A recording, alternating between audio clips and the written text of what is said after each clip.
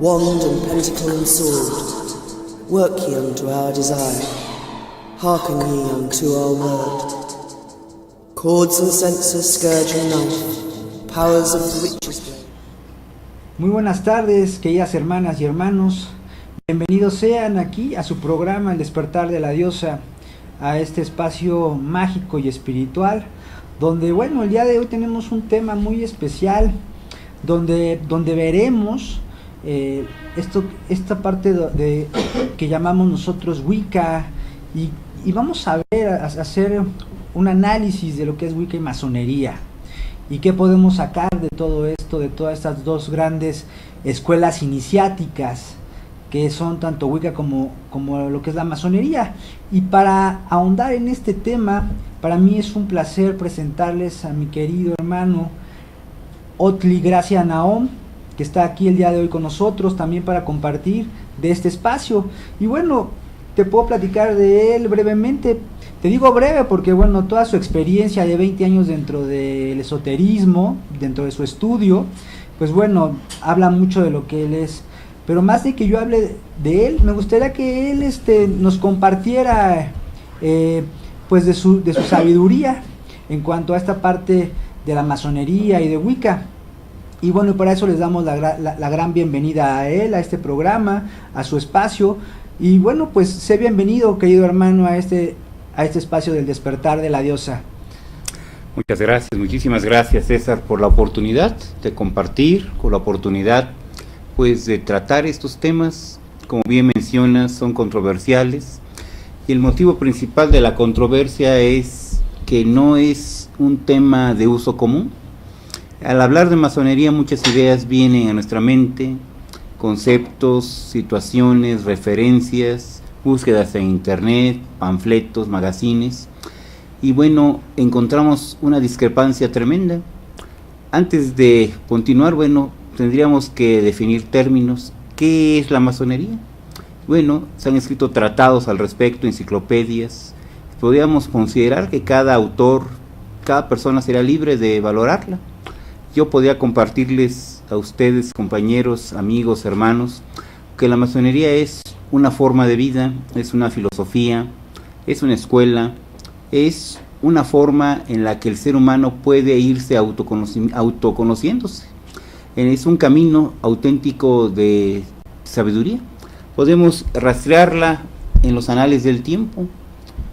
El antecedente moderno inmediato lo tenemos en 1717 en Inglaterra, cuando tres logias pactan o acuerdan fusionarse y de alguna forma autorreconocerse, y es donde parte la Gran Logia de Inglaterra, y a partir de ese momento nace lo que hablaríamos la parte moderna de la masonería contemporánea.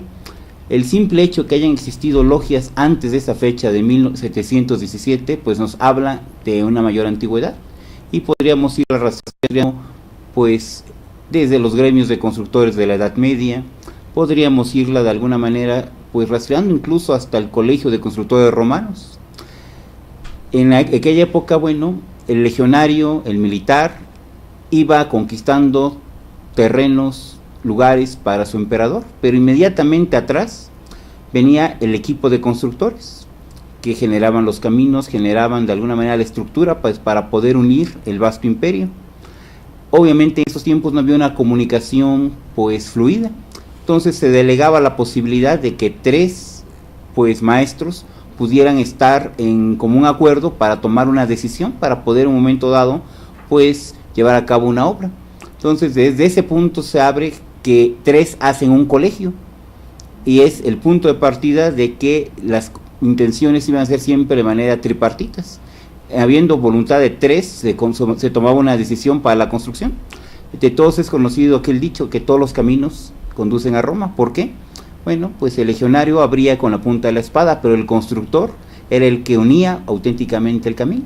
Podríamos ir rastreando, pero esto es desde el punto de vista material. También la masonería nos da un aporte de una búsqueda espiritual. Es un camino en la que cada persona, cada interesado puede buscar su propia superación a través de un concepto muy sencillo.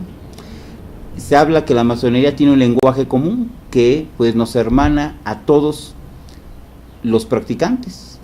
Este lenguaje es el denominado simbolismo. Al hablar del simbolismo es un concepto extremadamente amplio, tan amplio que bueno, lo podríamos ver en todo, en un billete de dólar, en el Ángel de la Independencia, en una construcción medieval, están ahí, a base de dibujos, a base de figuras geométricas, a base de números, pero la interpretación que cada quien le dé va a llevar 3 aportes al menos. El concepto literal, lo que es un concepto de aspecto moral, que nos va a dar una enseñanza de conducta hacia nuestra sociedad, propiamente nuestra semejante. Pero el tercero, más importante, es donde entramos auténticamente al camino esotérico. Y aquí podemos mezclar el misticismo, el ocultismo y una serie de corrientes con las cuales, bueno, pues está empatado al tema que nos toca en esta oportunidad, que es exactamente Wicca, y de la que, bueno, creo que tú podrías darnos muchísima más luz al respecto. Creo que podemos mencionar que me gustaría que también entráramos como un poquito más en esta parte de los símbolos, y de cómo, y de la parte de las tradiciones dentro de Wicca, porque bueno, como sabemos nosotros, dentro de Wicca hay varias ramas, hay varias tradiciones dentro de la propia Wicca, y de ahí podemos empezar a definir en qué momento podemos empezar a crear un vínculo en cuanto a la parte de Wicca y masonería, porque bueno, podemos hablar de que en Wicca hay dos corrientes dentro de Wicca. La corriente que nos habla de una Wicca tradicional, de esta cuestión familiar, y específicamente en la parte inglesa, y para eso pues nos remontamos a Sibylline. Y bueno, en este tratado de Sibylline, que es el arte completo de la brujería, ¿sí?, podemos ver cómo ella nos habla de que siempre ella fue una practicante de la vieja religión. Esto que tiene que ver con la vieja religión tiene que ver con Wicca, que también es llamada la vieja religión, y Sibylline plantea que obviamente lo que ella practica es Wicca celta, de esta tradición celta de las Islas Británicas. Y por otro lado está la parte de Gerald Gardner, donde Gerald Gardner nos habla de una cuestión, de una Wicca ya muy hecha a sus usos y costumbres de él, ¿sí? Entonces, bueno, creo que podemos partir de estas dos ramas para empezar a ver y a profundizar qué es lo que podemos tener en común entre la masonería y entre esta parte de Wicca.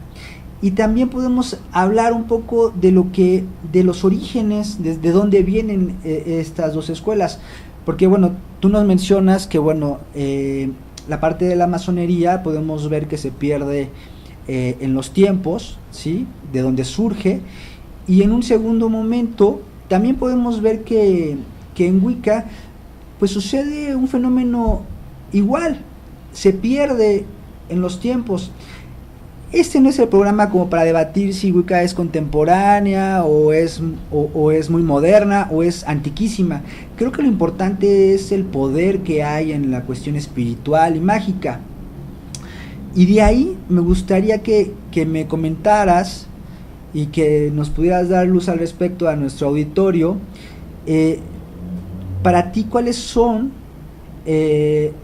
las bases que podemos ver que se parecen dentro de, o dónde podemos crear esta vinculación de compenetración entre lo que es la masonería y Wicca?